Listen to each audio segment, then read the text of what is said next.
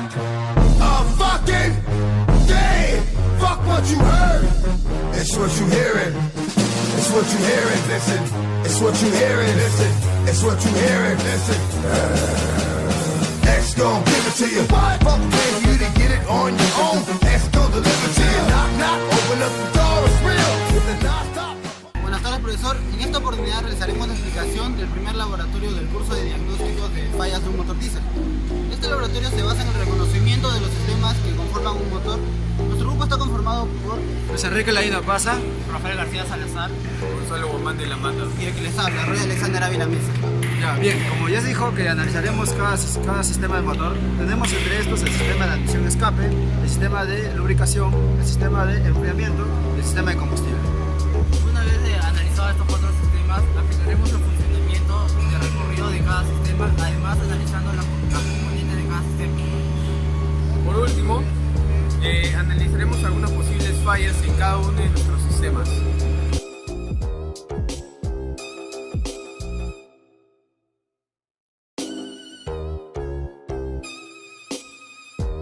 Comenzar con cualquier actividad se debe realizar un calentamiento previo con todo el personal o en este caso con todo el alumnado. Esto sirve para poder prevenir o disminuir el riesgo de sufrir lesiones musculares o esqueléticas. Además, esto nos permite que todo el personal o todo el grupo con el cual se va a trabajar se mantenga un poco más activo y atento a todos los peligros que pueden estar latentes en la zona del trabajo.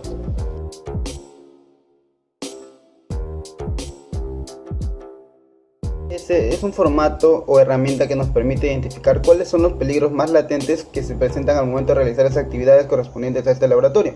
Además, el ATS nos permite generar una estructura de pasos a seguir para así tener un mayor orden al momento de realizar los procesos de trabajo. Además, nos permite generar controles para disminuir los riesgos a los cuales estamos expuestos, por lo cual es muy importante que este ATS se realice con la colaboración de todos los integrantes del grupo para así asegurarnos de que todos sepan cuáles son los controles que se van a adecuar para cada laboratorio.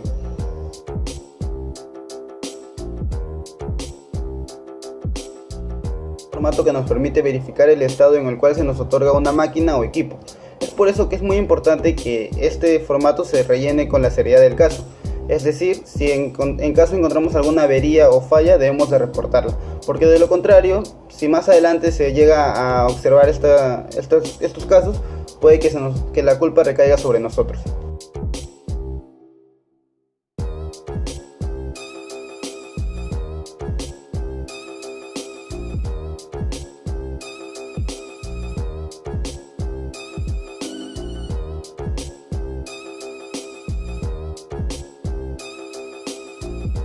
El sistema de ignición, como sabemos, es el encargado de administrar el aire a la cámara de combustión y así lograr la explosión necesaria para generar el torque adecuado para el motor. El sistema de ignición inicia desde el prefiltro, el cual es el encargado de restringir la entrada de las partículas más grandes que se encuentran dentro del aire. Luego vamos a encontrarnos con el filtro en sí, el filtro principal, el cual ya se encarga de restringir las partículas más pequeñas para así lograr el ingreso del aire más puro o más limpio a la cámara de combustión, que como sabemos, para que no se malogren los componentes internos y se logre una buena combustión, necesitamos que el aire sea lo más limpio posible, es decir, que no contenga partículas contaminantes. Luego vamos a observar que contamos con otro conducto que nos va a dirigir hacia el turbocompresor, que básicamente está compuesto, como su nombre lo dice, por una turbina y un compresor.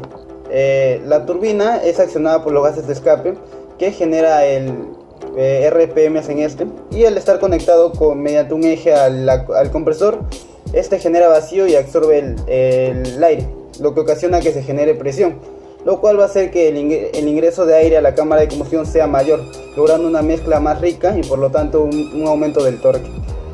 El aire que sale del turbocompresor, como sabemos, es caliente, lo cual no nos conviene, ya que mientras más caliente está el aire, menos denso es, lo cual significa que van a entrar menos partículas de aire a la cámara de combustión, y lo cual va a generar una pérdida de potencia. Entonces, ¿qué se hace para compensar esto? Se hace uso de un intercooler o un intercambiador de calor aire-aire en este caso, que vendría a ser el que podemos ver en imágenes, el cual nos va a permitir disminuir la temperatura del aire para así volverlo un poco más denso y generar una mayor entrada de partículas de aire partículas de oxígeno, a la cámara de combustión. En el turbocompresor también contamos con una válvula llamada Westgate, que vendría a ser una válvula de alivio. ¿Esta cuándo se va a accionar? Cuando se genera una sobrepresión en el turbocompresor. ¿Y cuándo se puede generar esto? Básicamente cuando el motor ya está a altas RPM, lo cual va a generar una emisión de gases de escape mayor, la cual va a hacer que aumente las RPM en el turbocompresor. Al aumentar las RPM va a generar una mayor sobrealimentación en el aire de admisión, lo cual puede ser contraproducente. Entonces, ¿qué se hace para aliviar esto? Hay un conducto que sale del compresor y va hacia la válvula Westgate, la cual, cuando esta presión es demasiado alta, esta válvula se abre y crea un camino o una derivación del aire de los gases de escape, para así una cierta cantidad de estos gases se vayan de frente al tubo de escape y no a la turbina, ocasionando así una disminución de las RPM y aliviando la sobrepresión que existe dentro de este turbocompresor, para que así pueda trabajar de forma correcta.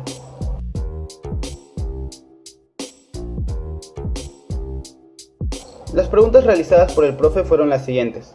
¿Qué sucede si el filtro de aire está saturado? Bueno, vamos a tener dos condiciones. La primera es que si el filtro está saturado, este va a permitir mayor ingreso de partículas contaminantes, lo cual va a generar un desgaste en los componentes internos del sistema de admisión.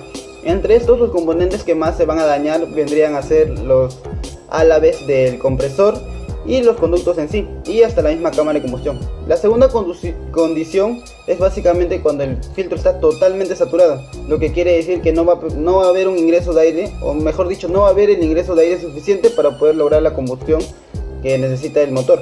Entonces prácticamente el motor no encendería. La segunda pregunta que se nos realizó fue: ¿qué sucede si la válvula Westgate se queda abierta o cerrada? Recordemos que la válvula Westgate es la que se encuentra en el turbocompresor y sirve para aliviar la sobrealimentación.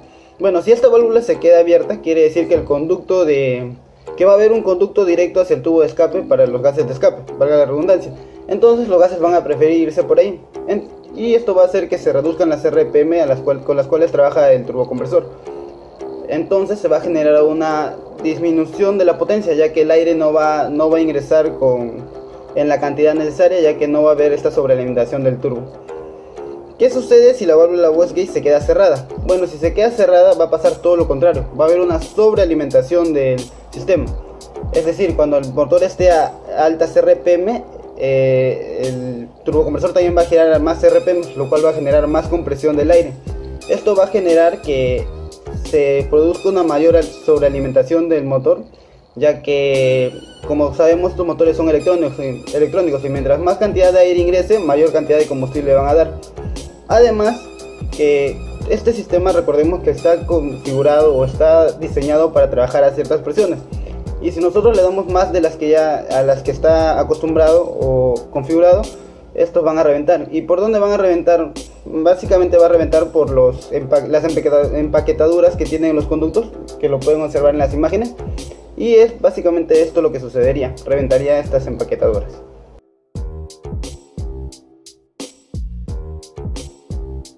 El recorrido del sistema de lubricación da inicio en el cárter, que es básicamente donde se almacena todo el aceite utilizado por el motor. Este aceite es succionado por un colector gracias a la acción de una bomba, la bomba de lubricación, que en este caso, debido a las dimensiones pequeñas del motor, es una bomba de rotor, ya que es suficiente para poder satisfacer las necesidades de este equipo.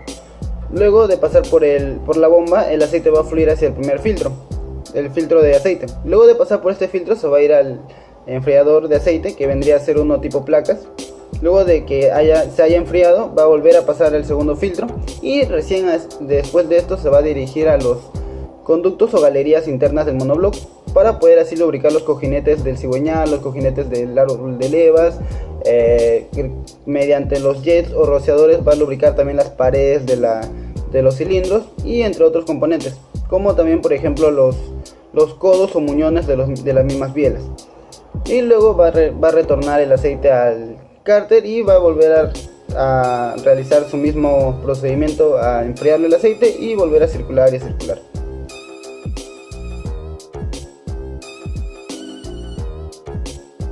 La primera pregunta es: ¿cuándo se generan presiones altas dentro del sistema de lubricación?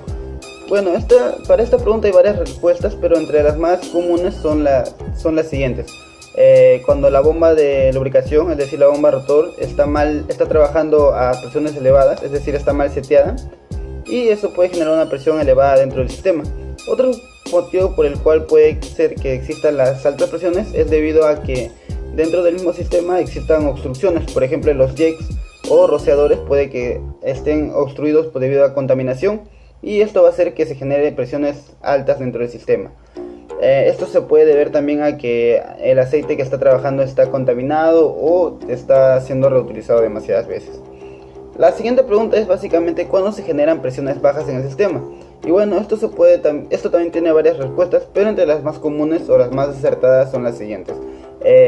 Se pueden generar presiones bajas cuando los filtros están obstruidos, ya que van a generar una presión antes del filtro, pero después la presión va a ser mínima, y esto puede ocasionar que el aceite no llegue hasta a lubricar todos los componentes o todo el circuito del cual está configurado. Esto puede ocasionar de que, por ejemplo, el árbol de levas no llegue a lubricarse de la forma adecuada y produzca un desgaste.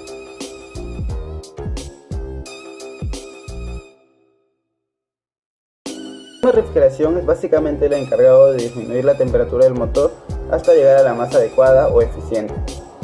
El sistema da inicio en el radiador, o también conocido como intercambiador de calor, que es donde también se almacena el líquido refrigerante. Este líquido refrigerante es succionado por la bomba de agua, que es la que podemos observar aquí. Esta bomba es accionada mediante engranajes, o mejor dicho, un engranaje loco que se conecta al engranaje que se encarga de dar movimiento a la bomba de combustible. Una vez que succione refrigerante, este va a pasar por todo el monobloc para poder así enfriarlo, y además también va a pasar por el enfriador de aceite. Luego todo el refrigerante se va a unir por la parte posterior derecha y va a fluir hacia la culata, por donde también va a lograr enfriar.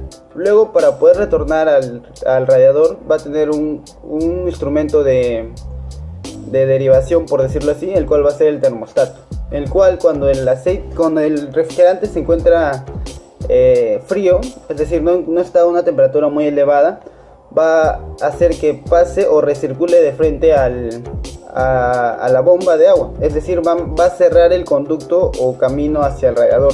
¿Esto para qué? Para evitar que se sobreenfríe el motor de forma excesiva. Caso contrario va a suceder cuando el refrigerante se encuentre a temperaturas altas, es decir, cuando el motor esté caliente. Cuando el motor esté caliente y el refrigerante esté a temperaturas elevadas, este termostato, que trabaja con unos materiales internos que varían su densidad con respecto a la temperatura, va a hacer que se abra y permita el paso hacia el radiador. Esto va a hacer que el refrigerante disminuya su temperatura y permita el enfriamiento del motor. Es por esto que el termostato cumple una función muy importante dentro del motor y en su eficiencia.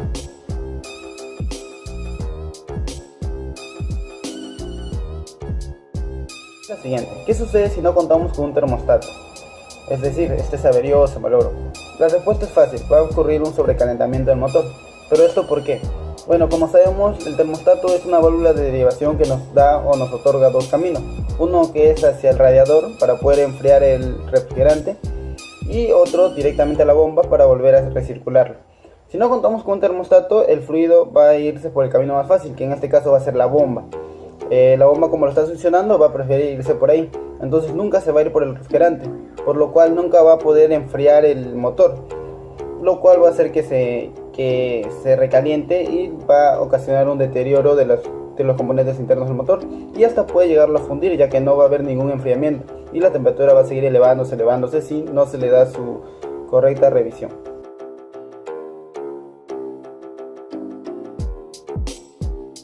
El sistema de combustible de este motor en particular cuenta con los siguientes componentes. En primera instancia podemos observar el tanque de combustible, que es donde este mismo se almacena. Luego el fluido, debido a la acción de la bomba, va a pasar por ciertos componentes, los cuales son los siguientes. Va a pasar por el primer filtro primario, que vendría a ser el encargado de absorber las partículas dañinas más grandes, que en este caso van a ser las que son mayores a 10 micras. Luego, gracias a la conexión por medio de tuberías, el fluido va a pasar hacia el segundo filtro o el filtro secundario, en el cual vamos a encontrarnos con una restricción de 4 micras. Esto para poder lograr una mayor limpieza del combustible antes de llegar a la cámara de combustión. Luego el fluido o el combustible va a pasar a la bomba de combustible, valga la redundancia, que en este caso contamos con una bomba MEI, ¿Qué es esto? ¿Qué significa esto? Que es una bomba accionada mecánicamente, que como podemos observar es accionada por el movimiento de los engranajes, pero es controlada electrónicamente gracias al solenoide con el que cuenta.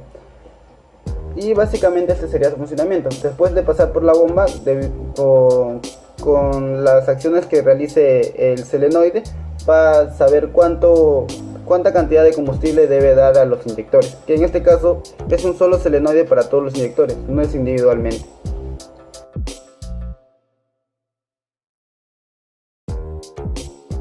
La pregunta que se nos dejó realizar fue la siguiente: ¿por qué existen dos cebadores en este motor? Bueno, y la respuesta, después de haber craneado bastante tiempo, fue que básicamente es por un motivo de seguridad, ya que según los manuales este motor cuenta con solamente una bomba de cebado, la que es tipo una palanca, pero los mismos técnicos se han dado cuenta de que esta palanca suele fallar. Entonces, ¿qué han hecho? Han colocado una bomba o una cebadora más, una extra en los filtros, ya que es muy fácil de adaptar ahí para en caso de emergencia utilizarlo. Ya que también después de haber hecho el recorrido podemos notar que las dos bombas de cebado se conectan, es decir, no tienen ninguna función por separado, es básicamente la misma. Es por eso que decimos que prácticamente su función o la función de una de estas dos bombas de cebado es ser como un respaldo de emergencia.